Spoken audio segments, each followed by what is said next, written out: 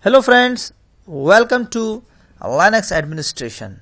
So friends, in this lecture we would be understanding about file system structure in Linux. So in this lecture we would be focusing what is the hierarchy of a file system in Linux. In this PPT you can see how the different file systems are there, or you can say different directories are there. It always starts with slash. Slash is basically your root.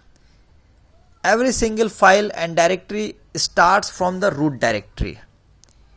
In any operating system, whether it is a Linux or Fedora or any Unix related operating systems, every single file and directory always starts from the root directory. Only root user has write privilege under this directory. Please note that slash root is root user's home directory and which is not same as slash. So we need to understand here that it always starts with slash. Slash means root. Okay. And then we have different directories like slash bin, sbin, maybe some are your file systems. Okay. We would be understanding what is the difference between directory and file system in the later lectures. So here we have to understand what are the different directories we have under root and what we have in that directory. So this lecture also a little bit theoretical. So slash bin, it's a user binaries. It contains binary executables, common Linux commands that you need to use in a single user mode are located under this directory.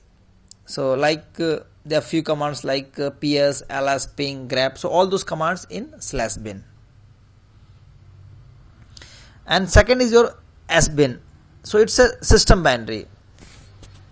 Slash bin is your user binary and sbin is your system binary. So just like slash bin, sbin also contains binary executables.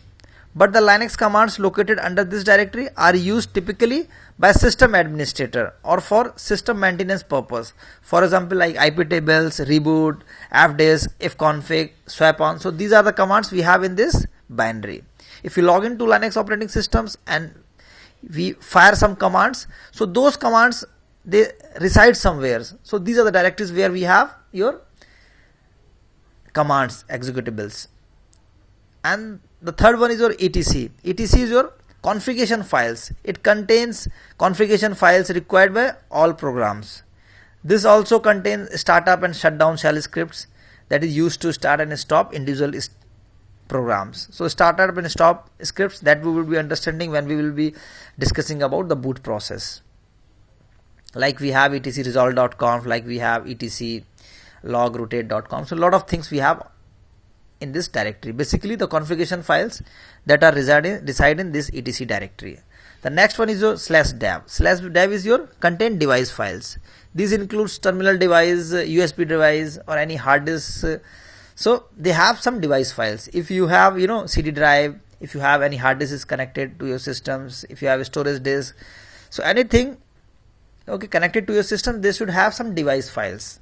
So this directory, it contains the device files like your slash dev tt1, like slash 1 USB, slash 1 your sdd, your disk name. The next one is slash proc, which keeps the process information. It contains information about your system process, and this is a pseudo file systems which contains information about running process. For example, like slash proc, any PID directory contains informations about the process. And if you want to know your CPU information, and so basically it gives your runtime data, you can say. And the next one is your var. Var basically your variable files.